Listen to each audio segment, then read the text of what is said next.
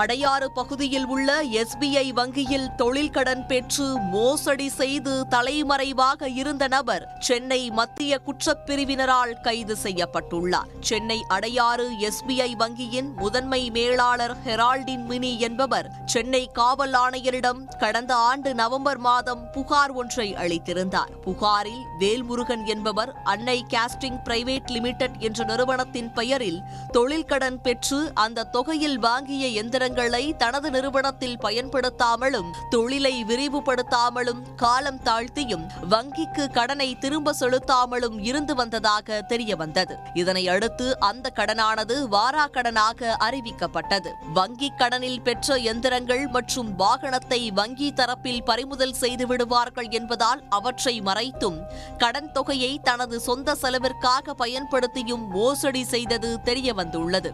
வங்கியில் பெற்ற கடன் தொகையை வங்கிக்கு திருப்பி செலுத்தாமல் வங்கிக்கு 72,55,000 ரூபாய் இழப்பீடு செய்து ஏமாற்றியவர்கள் மீது நடவடிக்கை எடுக்கும்படி SBI முதன்மை மேலாளர் புகாரில் தெரிவித்திருந்தார். இந்த புகார் மீது விசாரணை மேற்கொண்டு மத்திய குற்றப்பிரிவு வங்கி மோசடி புலனாய்வு பிரிவில் வழக்கு பதிவு செய்யப்பட்டது. விசாரணை செய்ததில் வங்கியை மோசடி செய்து தலைமறைவாக இருந்த வேல்முருகனை கைது செய்து விசாரணைக்கு பிறகு நீதிமன்றத்தில் ஆஜர்படுத்தி சிறையில் அடைத்தனர்.